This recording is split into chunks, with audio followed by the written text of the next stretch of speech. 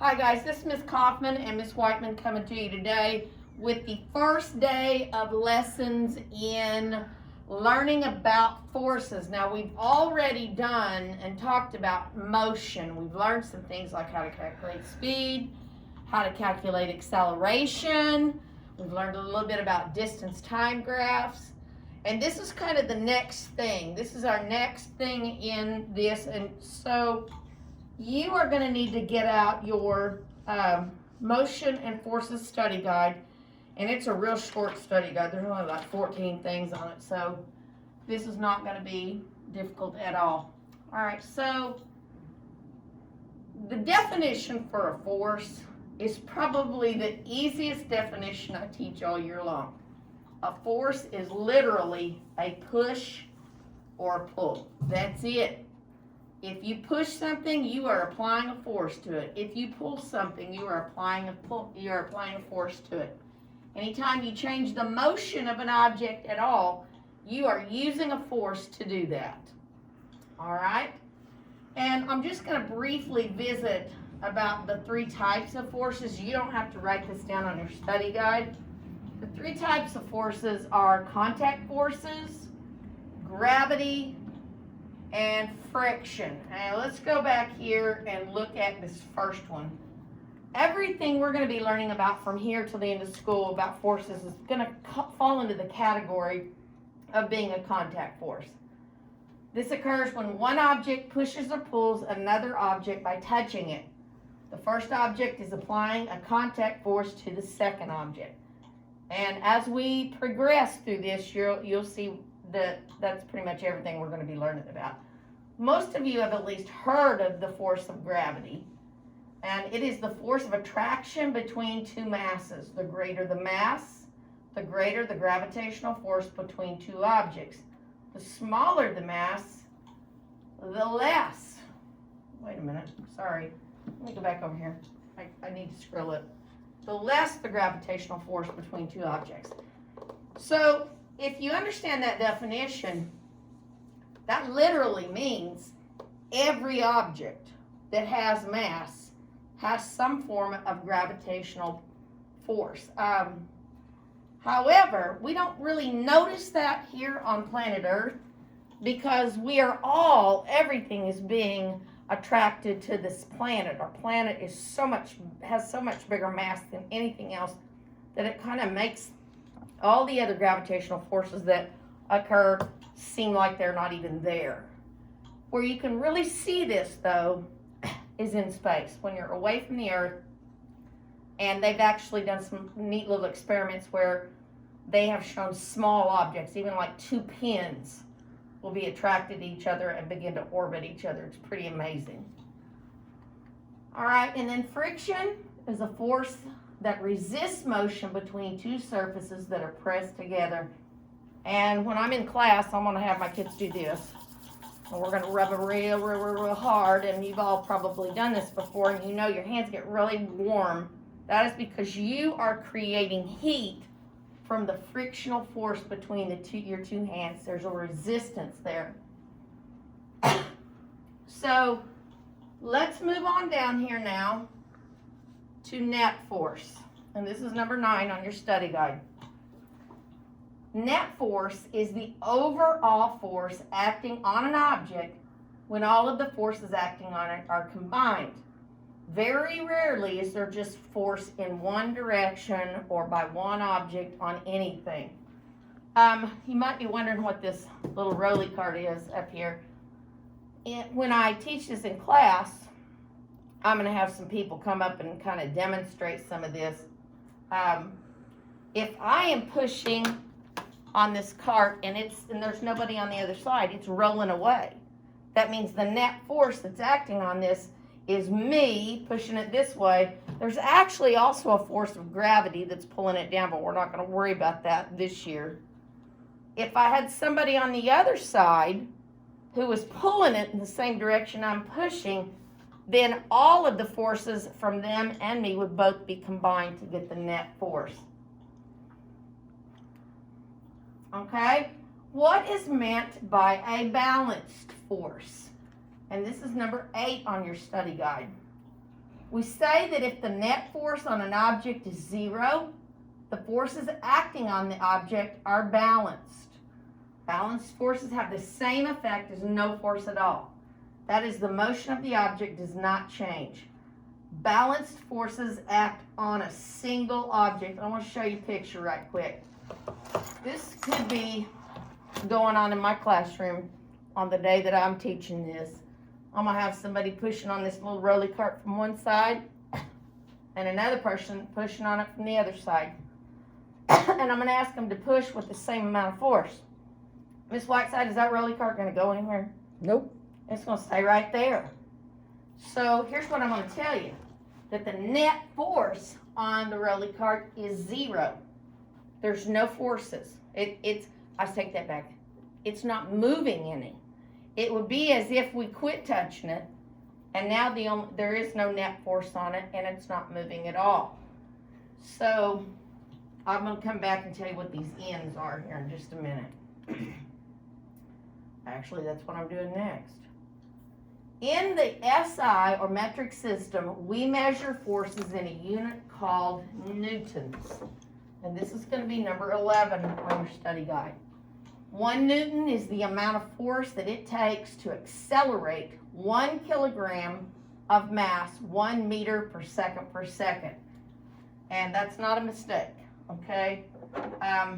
Hopefully by this time you will have talked about what acceleration is. We'll have calculated acceleration, and you'll know that we measure acceleration in meters per second squared. This is the long way of saying meters per second squared. I like this one because it's just easier. So now I'm going to come back to this now. If we measure force by using newtons in the metric system, what this is showing you is that each of the guys in this diagram are pushing in on the same object with the exact same amount of force. So they're canceling each other out. It's like saying 5 minus 5, because they're all pointing in the same direction, gives you 0 newtons. That's the same as no force acting on it at all. So how does an unbalanced force affect the motion of an object? It will change its motion. It doesn't matter if it started at rest or if it was already moving. An unbalanced force will change an object's motion. Right now, this little rolly cart is sitting here completely still. But if I apply a force on this side, it's unbalanced now. There's nothing on the other side to oppose my force. So I'm changing its motion. I'm causing it to move. If I'm driving down the highway on the interstate, and all of a sudden, if I'm going the same speed, all of a sudden I have to slam on my brakes to keep from running over a deer that darts out in front of me. I'm applying a force to my brakes that is slowing my car down. And that is called that's an unbalanced force, okay? In this case, you can see this little diagram looks like just like what I just got through going over here. All right, got some easy little problems because we're gonna do an assignment here in just a little bit.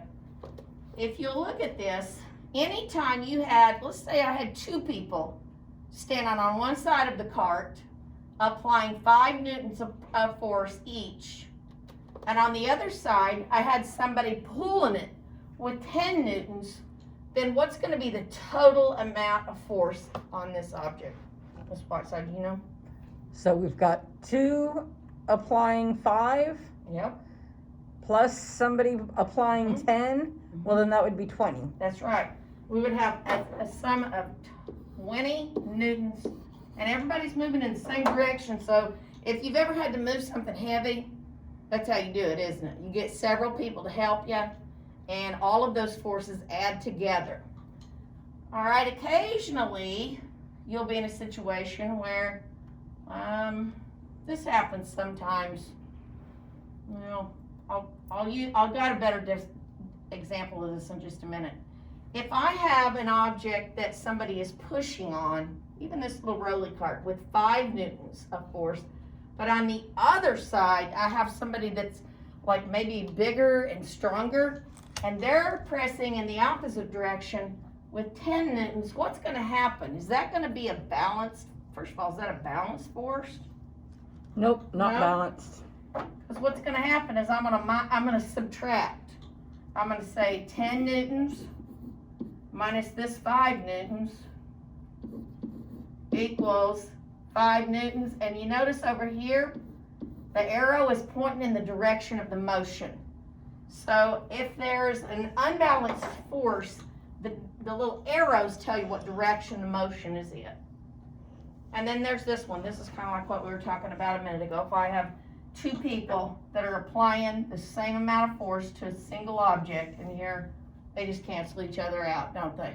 And the object is not going to change direction or change its motion, and that is what we call a balanced force. And here's an example, another example. Here I've got somebody who's got a big piano on rollers, thank goodness. That's the only way to do this. And this girl is pushing with 25 newtons, and the young man is pulling with 20 newtons. So the total amount of force that's being acted on this one single object is 25 plus 20, which is 45 newtons. Can you see that very good? Yeah, Okay, I not can the do this. best. 25 newtons plus 20 newtons, and the reason they're all going to add together is because the directions are the same. So if I were going to write this out, I would write it like this: equals 45 newtons, and then I would need to put an arrow that shows the direction. Okay? Now this was the one I was kind of thinking about a minute ago. I don't know if any of you guys have dogs at home. You know, I've had dogs and they love to play tug of war with anything, whether it's a rope or the laundry or a towel or whatever. And this is what normally happens. You get this little guy here is just slightly smaller than the other dog, and he's pulling with all he's got, about 10 newtons, and he is moving this direction. And this dog's slightly larger, got a little bit bigger mass, and is able to move this rope, or is actually applying a bigger force, 12 newtons, going this direction. So now what's going to happen if they're going in different directions? We're not going to add them together, we're going to subtract them, okay? So it's going to be the largest amount minus the small amount, which means there's only a 2 Newton force on the rope, and it's just moving slightly in the direction of the larger dog. Does that make sense, Miss Whiteside? Yep. Good. All right, I'm gonna go turn the light on now because we're gonna do this just a little bit differently.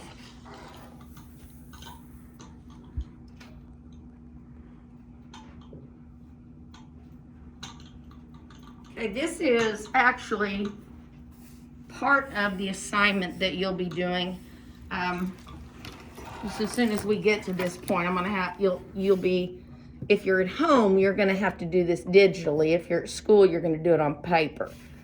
Okay, let me read this to you because it's kind of small. It said, interpret each drawing of forces on the box. Calculate and write the resulting net force on the blank below the box. Make sure to include the correct unit of measure. On the next blank, write the word balanced or unbalanced and circle the arrow for the direction of the resulting net force. See the example below. So we're going to do a couple of these together.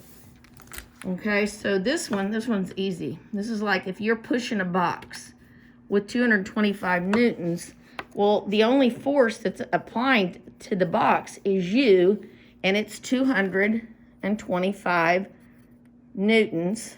There is no force opposing that, so is it going to move the box? Yep. Yeah, it is. So that's going to be an unbalanced force.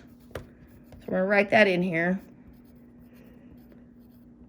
And now I've got to draw or circle the arrow that shows me the direction of the force. And this is real easy. It's the one just like this. So there's the example for that one. Okay. All right. Now let's go over here and do this one. This is kind of the same thing, just in the other direction, as you can see. So there's nothing pushing on the box from this direction. So there's 75 newtons total. That's going to be an unbalanced force again because it's going to cause it to move. It's sitting still to start with, but once this 75 newtons is applied to it, it's going to start moving. It's going to change its motion. Okay, and this time we're going to circle this arrow. And let's do just one more of these. This next one, here you're going to see that you have forces coming from both sides of this box. This was like two smaller people that are applying 50 newtons each, which is going to be 100 newtons from going this direction. And then you've got a larger person over here that's a lot stronger, and they're applying 100 newtons, but in the opposite direction. So now this is where we're going to do some subtracting. Well, 100 minus 100 is what? That would be 0. That's 0 newtons. So that's a net force of 0. And anytime there's a net force of 0, then you're not going to, it's as if the object has no forces acting on it at all. And that's what we call a balanced force. And in this case, you're not going to circle any of these arrows. I just have my kids put an X through it because it's not moving, is it?